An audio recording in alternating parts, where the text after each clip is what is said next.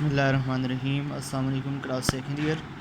आज हम second chapter current electricity के कंसेप्चुअल क्वेश्चन देखेंगे। फर्स्ट शॉर्ट क्वेश्चन है, why it is not possible to measure the drift speed for electron by timing their travel along a conductor.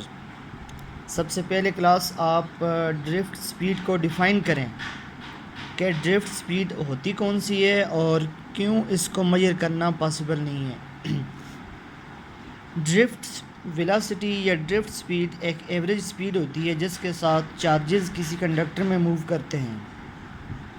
An average velocity with which charges move in a conductor is called drift velocity.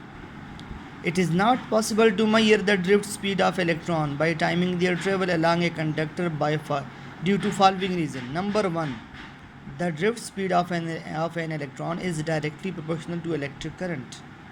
Drift speed का ताल्लुक electric current से बिल्कुल directly है। अगर speed ज़्यादा है charges की तो इलेक्ट्रिक करंट भी ज़्यादा होगा, नहीं तो कम होगा। सेकंड, ये एरिया के इन्वर्सली प्रोपोर्शनल होता है। सेकंड पॉइंट में ये है, the drift speed of an electron is inversely proportional to cross sectional area. ये एरिया के बिल्कुल इन्वर्सली प्रोपोर्शनल है। थर्ड ये है कि नंबर ऑफ़ जो चार्जेस हैं, number of electrons per unit volume varies from metal to metal. Copper के केस में वो और हैं, आयरन के केस में और हैं और डिफरेंट हैं।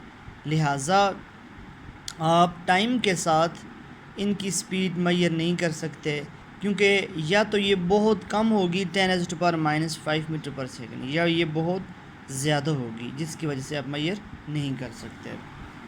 सेकंड शॉर्ट क्वेश्चन है, the relationship R is equal to V/I tells us that the resistance of a conductor is directly proportional to potential difference and inversely proportional to current। ये जो relation है ये बज़ाहिर हमें ये बताता है कि रेजिस्टेंस वोल्टेज के डायरेक्टली है, पोटेंशियल डिफरेंस के और करंट के इन्वर्सली है।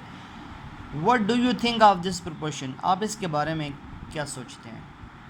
देखें, बज़ाहिर तो ये लग रहा है बिल्कुल ठीक है कि रेजिस्टेंस वोल्टेज के डायरेक्टली है और करंट के इन्वर्सली है, लेकिन हकीकत में ऐसा नहीं है, क्योंकि ओम्स लॉ के मुताबिक वोल्टेज और करंट आपस में डायरेक्टली प्रोपोर्शनल है। V is equal to IR, ठीक है, R is equal to V/I। अब अगर आप वोल्टेज को डबल करेंगे तो करंट भी डबल होगा, 2 से कैंसिल हो जाएगा, लिहाजा रेजिस्टेंस में कोई चेंज नहीं आएगी। आप इसको 4 टाइम करें, 4 से कैंसिल हो जाएगा। आप इसको 8 टाइम करें, ये कैंसिल हो जाएगा। तो आप वोल्टेज को जितना ज़्यादा करेंगे करंट भी उतना ही ज़्यादा होगा और ये आपस में नंबर कैंसिल हो जाएगा। तो इस वजह से रेजिस्टेंस चेंज नहीं होगी, रेजिस्टेंस की वैल्यू वही रहेगी। तो according to this relation, resistance doesn't depend on potential difference or current, because when we increase the voltage, current decreases. When we increase the voltage, current also increases, and hence they cancel the effect of each other. अब resistance पे depend किस पे करती है? जब इन दोनों पे depend नहीं करती तो फिर डिपेंड रेजिस्टेंस करती किस पे है? तो ये आपने अपने चैप्टर में पढ़ा कि ये रिलेशन प्रूव किया, R इज़ इक्वल टू रो, वहाँ पे L था, यहाँ पे H है, L कर लें आप, R is equal to rho L/A। Resistance length के डायरेक्टली प्रोपोर्शनल है और एरिया के इन्वर्सली प्रोपोर्शनल है, लिहाजा रेजिस्टेंस का ताल्लुक लेंथ के साथ होगा और एरिया के साथ होगा। So resistance does not depend on either voltage और current, but resistance depend on length and area. Third question है, a heavy battery of a truck maintain a current of 3 ampere for 24 hours. Current कितना दिया जा रहा है आपको? 3 ampere. Current को आपने लिख लिया 3 एम्पेयर। टाइम कितना दिया जा रहा है? 24 आवर्स। Time is 24 our. इसको आप सेकंड में कन्वर्ट करें, 1 घंटे में 3600 सेकंड होते हैं, तो 24 घंटे में कितने सेकंड होंगे? 24 × 3600 आपने कर लिया।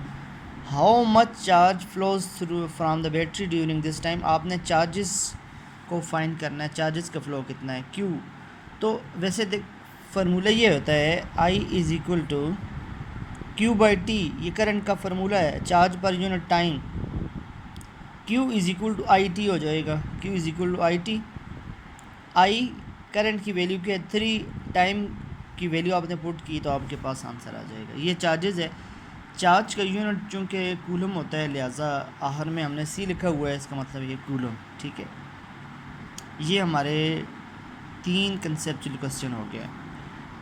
क्वेश्चन नंबर 4 है, while analysing a circuit the internal resistance of an EMF source is ignored by. जब आप किसी सर्किट को एनालाइज करते हैं, उसके बारे में कैलकुलेशंस करते हैं और उसके बारे में जानते हैं, तो आप इंटरनल रेजिस्टेंस को आप इग्नोर कर लेते हैं। सबसे पहले ये जानना ज़रूरी है कि इंटरनल रेजिस्टेंस क्या है।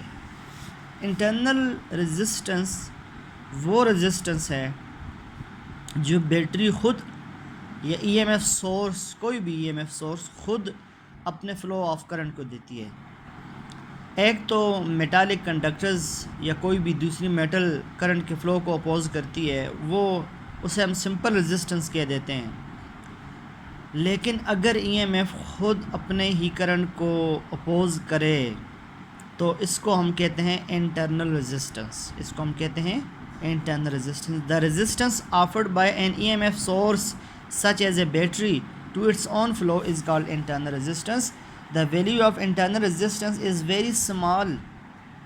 इसको आप स्मॉल r से डिनोट करते हैं और इसकी वैल्यू बहुत स्मॉल होती है, इस वजह से हम इसको इग्नोर कर लेते हैं। द पोजीशन ऑफर्ड, अब यहाँ इस पूरा डिफ़ाइन किया हुआ जो मैंने आपके सामने एक्सप्लेन किया।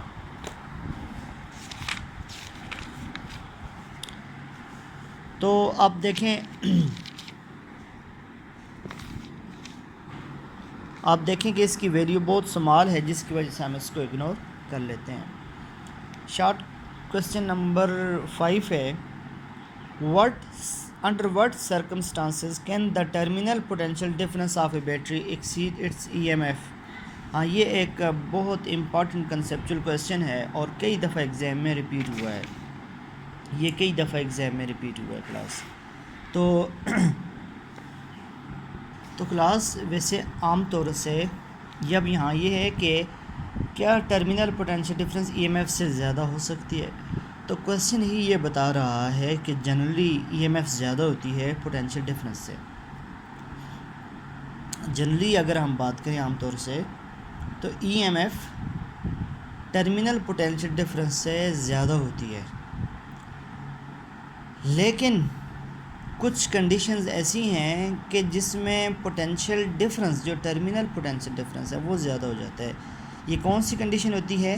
When battery is charging. आप कहेंगे कि in normal condition EMF of a body is greater than it's terminal potential difference, but when battery is connected with a certain charger and when battery is charging, then EMF will decreases and terminal potential will increases. In this situation the value of terminal potential difference is greater than EMF. वो condition ये बन जाती है VT is equal to E plus IR। Normally ये E minus IR होता है, ठीक है। नॉर्मल केस में जो ट्रू इक्वेशन है उसमें ये माइनस होता है, इस केस में ये प्लस हो जाता है। तो EMF, अब इसमें देखें इस रिलेशन से, EMF में हम कुछ इंक्रीज़ करेंगे तब वो टर्मिनल पोटेंशियल डिफरेंस के बराबर होगा, अदरवाइज़ नहीं हो सकता। तो EMF में हमने IR को इंक्रीज़ किया तब जाके वो टर्मिनल पोटेंशियल डिफरेंस के बराबर हुआ, वैसे नहीं हुआ। तो इसका मतलब क्या है कि टर्मिनल पोटेंशियल डिफरेंस EMF से ज़्यादा है।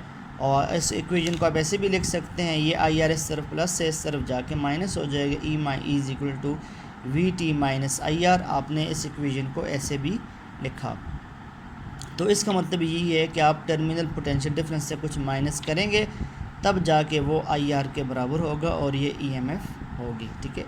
Thus in the process of charging in the terminal potential difference exceed then the EMF of the battery। तो इस केस में EMF से ज़्यादा होगी उसकी उसका टर्मिनल पोटेंशियल डिफरेंस। ये क्लास 5 क्वेश्चन हो गए। 5 क्वेश्चन हम आगे नेक्स्ट क्वेश्चन जो हमारे पास हैं वो हम नेक्स्ट लेक्चर में देखेंगे।